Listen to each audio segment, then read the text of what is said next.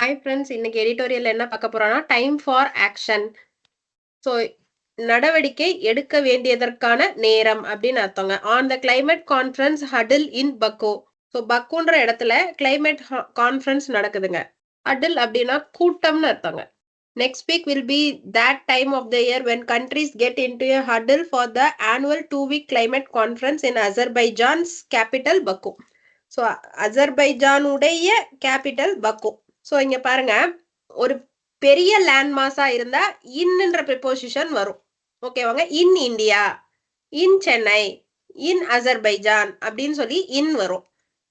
So அசர்பைஜானுடைய capital பக்குல வருஷம் நடக்கக்கூடிய 2 வார கிளைமேட் கான்ஃபரன்ஸ் வந்து வரப்போகுது.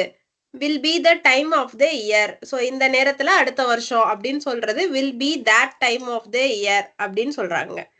இந்த கான்ஃபரன்ஸ் எதுக்காண்டி நடக்குதுன்னா to fine tune global action on human cost global warming. So fine டியூன்னா அட்ஜஸ்ட்மெண்ட்ஸ். ஸோ இன்னும் நம்ம என்ன இம்ப்ரூவ்மெண்ட்ஸ் பண்ணணும் இல்லை அட்ஜஸ்ட்மெண்ட்ஸ் பண்ணணும் for the global action. So world வைடா நம்ம நடவடிக்கைகள் எடுக்கணும் on human cost global warming.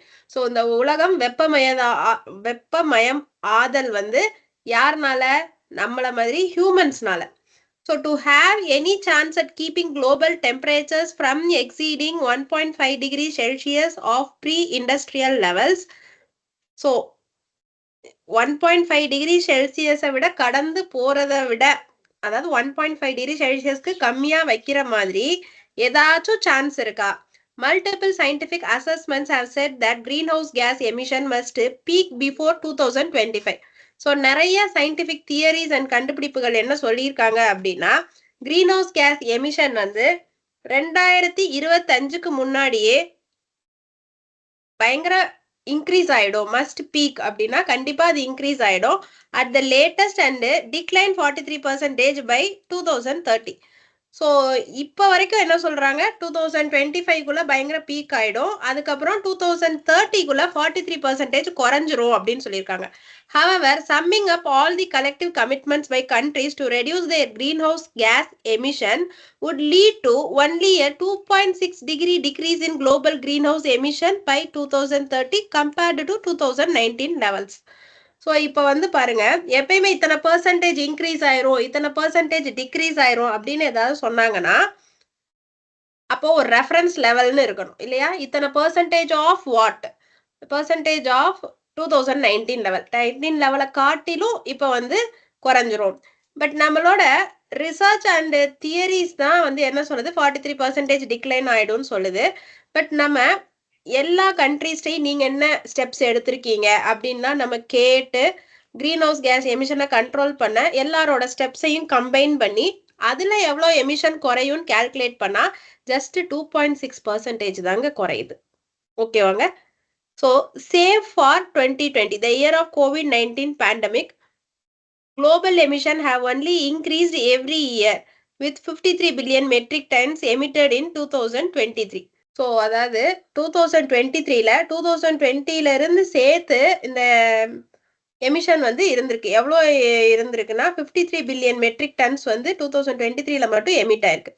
Given that most rich countries are loath to make compromises on their lifestyles and poorer developing countries aspire to be rich, the only practical solution envisaged is that the developing countries grow rich while eschewing the proven fossil fuel led trajectory. So லோத்தே அப்படின்னா என்னதுன்னா அதீத அதிருப்தி. So intense டிஸ்லைக்குங்க, அதீத அதிருப்தி. So மொத்தமாகவே முடிக்கல. ரொம்ப rich கண்ட்ரீஸை வந்து நீங்கள் ரொம்ப ஃப்ரிட்ஜ் யூஸ் பண்ணக்கூடாது, வாஷிங் மிஷின் யூஸ் பண்ணாதீங்க, ஏசி யூஸ் பண்ணாங்க, இந்த மாதிரிலாம் சொன்னால் நம்மளுக்கு எப்படி இருக்கும்? ஸோ அது மாதிரி தான் அவங்க பயங்கர சொஃபஸ்டிகேட்டடாக வாழ்ந்துட்டாங்க. இப்போ அவங்களோட லக்ஸுரியை, சொஃபஸ்டிகேஷனை இதெல்லாம் கொஞ்சம் குறைக்கணும்னா அவங்களால முடியவே இல்லை. So given that most rich countries are loath to make compromises on their lifestyles. இது வந்து ரிச் கண்ட்ரியோட ஸ்டேட்மெண்ட், அவங்க எப்படி இருக்காங்க. And poorer developing countries, so நம்மள மாதிரி வளர்ந்துட்டு வர கண்ட்ரியோ இல்லை வளர தொடங்கி இருக்கிற கண்ட்ரியோ என்ன பண்றாங்க, அவங்க வளர்ந்த கண்ட்ரியா பணக்கார நாடா மாறணும்னு நினைக்கிறாங்க. ஆனா பிராக்டிக்கலா என்ன சொல்யூஷன் சொல்றாங்கன்னா ஸோ நம்ம என்ன நினைக்கிறோம் அப்படின்னா, பிராக்டிகல் சொல்யூஷன் என்னவா இருக்கும் நினைக்கிறோம் அப்படின்னா, ஸோ இதுக்கு சொல்யூஷன் என்னவா இருக்கும்? ஸோ இப்ப புவர் கண்ட்ரீஸ், வளர்ந்து கொண்டு இருக்கிற கண்ட்ரீஸ் இந்த 2 கண்ட்ரீஸும் ரிச் கண்ட்ரீஸா மாறுறதுக்கு இவங்க வழக்கமா யூஸ் பண்ண ஃபாசில் ஃபியூயல யூஸ் பண்ணாம, அவாய்ட் பண்ணிட்டு, எஸ்சூயிங்னா அவாய்டிங் அந்த பாத்த ட்ராஜெக்டரினா பாத்துங்க. ஸோ அந்த பாத்த அவாய்ட் பண்ணிட்டு இவங்க வந்து முன்னேறலாம் அப்படின்னு சொல்றாங்க. However, the costs that these entail of shifting to cleaner but land intensive and relatively expensive renewable sources remain the proverbial bone of contention. So இங்க வந்து என்ன சொல்றாங்க? காஸ்ட்னா எக்ஸ்பென்சஸ். இதுக்கு ஆகுற எக்ஸ்பென்ஸ் அதாவது நீங்க ஃபாசில் ஃபியூயல் வந்து உங்களுக்கு ஈஸியா கிடைச்சிருங்க. ஸோ என்டைல் அப்படின்னா involve. So the expense involved of shifting to cleaner but land intensive and relatively expensive renewable sources. So ரொம்ப அதாவது இப்போ நீங்க ரொம்ப நிலங்கள் தேவைப்படுது. அதே மாதிரி ரொம்ப எக்ஸ்பென்சிவா இருக்கு ரெனியூவபிள் எனர்ஜியை தயார் பண்றதுக்கு. இதெல்லாம் வந்து நம்மளுக்கு இந்த ப்ராவர்ப் தான் ஞாபகப்படுத்துது அப்படின்னு சொல்றாங்க. என்ன proverb? Bone of contention. Bone of கன்டென்ஷன்னா டிஸ்அக்ரிமெண்ட். அது நடக்காது அப்படின்ற ப்ராவர்ப். நடக்கும் ஆனா நடக்காது அந்த மாதிரி தான் இருக்கு. In 2009, at the climate summit in Copenhagen, developed countries agreed to fund developing countries $100 billion annually by 2020 as climate finance to enable this transition. So இதுக்கு நிறைய செலவாகும் அப்படின்னு சொன்னதுனால டெவலப்பிங் கண்ட்ரீஸும் புவர் கண்ட்ரீஸும் இதுக்கு எப்படி ஸ்பெண்ட் பண்ணுவோம்னு சொல்லும்போது நாங்க இருக்கோம் அப்படின்னு சொல்லிட்டு நம்ம டெவலப்டு கண்ட்ரீஸ் என்ன சொல்லியிருக்காங்க?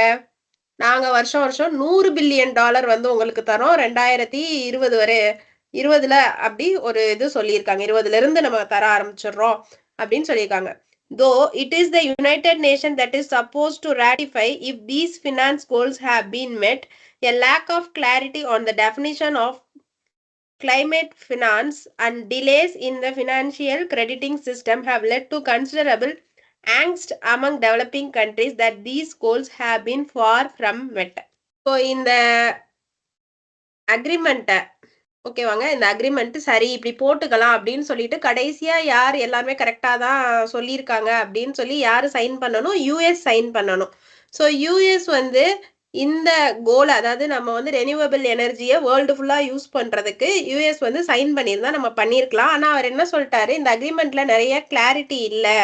ஸோ இதை எப்படி அச்சீவ் பண்ண போறோம்? இந்த பணத்தை நாங்க கொடுத்தா நீங்க என்ன பண்ண போறோம்? இந்த மாதிரியான கிளாரிட்டிஸ் இல்லை அப்படின்றத சொல்லி அவரு பணமும் கொடுக்கல, அந்த அக்ரிமெண்ட்டையும் சைன் பண்ணல. இது என்ன பண்ணிருக்கு? இப்ப டெவலப்பிங் கண்ட்ரீஸையும் புவர் கண்ட்ரீஸும் இப்ப அந்த கோல் வந்து அன்அச்சீவபிளா ஆயிடுச்சு. ஏற்கனவே கண்ட்ரியை டெவலப் பண்றதுக்கே பணம் இல்லாம தான் நம்ம வளர்ந்துட்டு வர பொருளாதாரமாவோ இல்ல ஏழை நாடாவோ இருக்கோம். ஸோ இதுல எப்படி ரெனியூவபிள் எனர்ஜிக்கு நம்ம அதுல யூஸ் பண்ண முடியும் அப்படின்னு சொல்லிட்டு அவங்க இனிமேல் நம்ம வந்து கிளீனர் எனர்ஜி யூஸ் பண்ற ஆளாவே போக முடியாது. that these goals have been far from met. நம்ம அடையிறதுக்கு இன்னும் ரொம்ப தொலைவுல இருக்கு அப்படின்னு நினைச்சுக்கிட்டாங்க. The Paris Agreement of 2016 requires that countries decide on a new collective qualified goal before 2025 with the $100 billion as a base value. So இப்ப Paris agreement என்ன பண்ணாங்க? ஒரு கலெக்டிவ் குவாலிஃபைடு கோல் ஒன்று கிரியேட் பண்ணாங்க. ஸோ 2025க்குள்ள இந்த கோலை நம்ம அச்சீவ் பண்ணோம் அப்படின்னு சொன்னாங்க. With $100 billion as the base value. So நம்ம 100 பில்லியனை வச்சு ஆரம்பிக்கலாம் அப்படின்னு சொல்லிட்டு ஆரம்பிச்சாங்க. Then there is also a quibble from the developed world. So quibble அப்படின்னா slight objection or criticism. So there is a slight objection or criticism from the developed world that major emitters such as China and India, which are large economies and major polluters, must also contribute. So அதுல வந்து என்ன ஒரு சலசலப்பு வந்துச்சு அப்படின்னு பாத்தீங்கன்னா, சைனாவும் இந்தியாவும் தான் பாப்புலேஷன் வைஸ் பெருசு. அதனால இவங்கள்ட்ட இருந்து தான் பொல்யூஷனும் ஜாஸ்தி வருது. ஸோ இவங்க நிறைய கான்ட்ரிபியூட் பண்ணணும் அப்படின்னு சொன்னாங்க. It is widely expected that this NCQG will be a major point of discussion at Baku.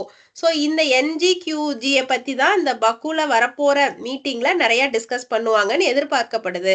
Another issue of import is carbon markets that have for long been touted as the solution to the problem of finance.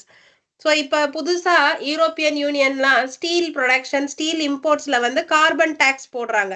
So அந்த மாதிரி ஏதாவது பண்ணாதான் இந்த நெடுங்கால பிரச்சனைக்கு so அதுக்கு ஒரு தீர்வா இருக்கும் அப்படின்னு சொல்றாங்க. இதுல டவுட்டட் அப்படின்னா செல்லுன்னு அர்த்தங்க.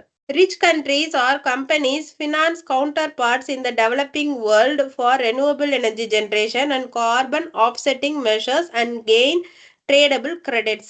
ஸோ அப்ப இதுல என்ன நினைச்சாங்கன்னா ஸோ அவங்க கண்ட்ரீஸ்ல இப்ப இந்த கண்ட்ரில ஸ்டீல் உற்பத்தி ஆகுதுன்னா இதே மாதிரி ஸ்டீல் ப்ரொடக்ஷன் இந்தியாலயும் நடக்கும்.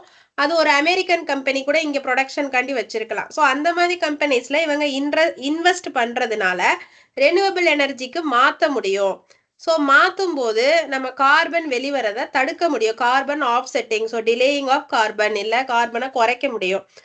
அது கெயின் ட்ரேடபிள் கிரெடிட்ஸ். இது இந்தியாவுக்கு ஒரு கடனாவும் இருக்கும் இல்லையா? அப்ப இவங்களுக்கு ஒரு இன்ட்ரெஸ்டும் கிடைக்கும்.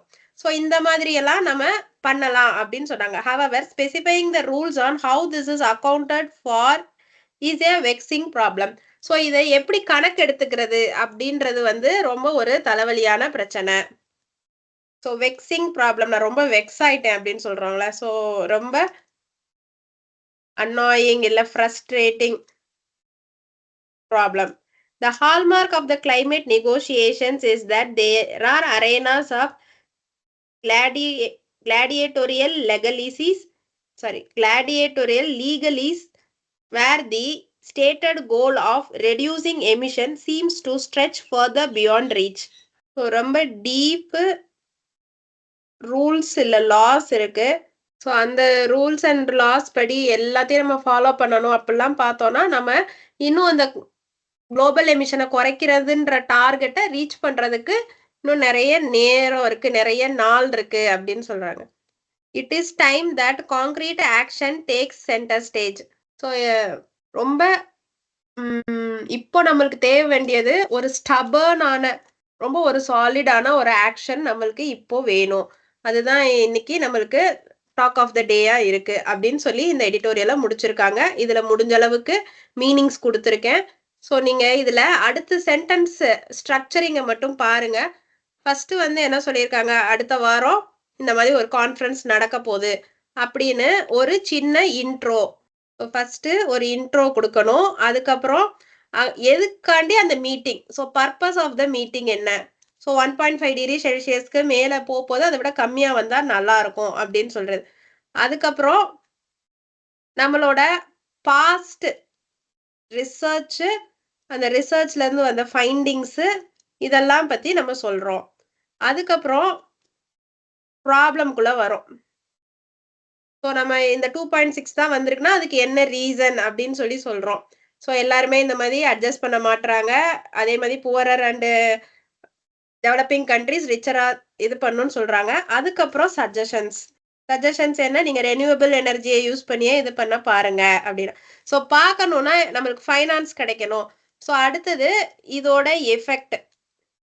ஸோ அந்த சஜஷனோட இஃபெக்டை பத்தி திரும்பியும் பாஸ்ட்ல இருந்து டீல் பண்ணிட்டு வராங்க. இஃபெக்ட்ஸ் ஃப்ரம் பாஸ்ட் இதெல்லாம் டீல் பண்ணிட்டே வராங்க. 2009 இந்த மாதிரி ஃபண்டு கொடுக்கலாம்னு சொன்னாங்க. பட் யூஎஸ் வந்து அது சைன் பண்ணல. அதுக்கப்புறம் 2016 ஒரு கலெக்டிவ் ஃபண்ட் ஒன்று வச்சிருந்தாங்க.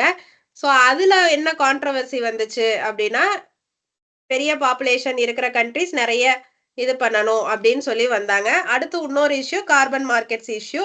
ஸோ இதுக்கான சொல்யூஷனா கடைசியா சொல்யூஷன் என்ன, நீங்க வந்து இந்த மாதிரி உங்களோட கண்ட்ரி இங்க வச்சிருக்கிற கம்பெனிஸ்ல இன்வெஸ்ட் பண்ணா அது மேனுஃபேக்சரிங் கண்ட்ரிக்கு ஒரு கிரெடிட்டா போகும், உங்களுக்கு இன்ட்ரெஸ்ட் வரும் அந்த மாதிரி.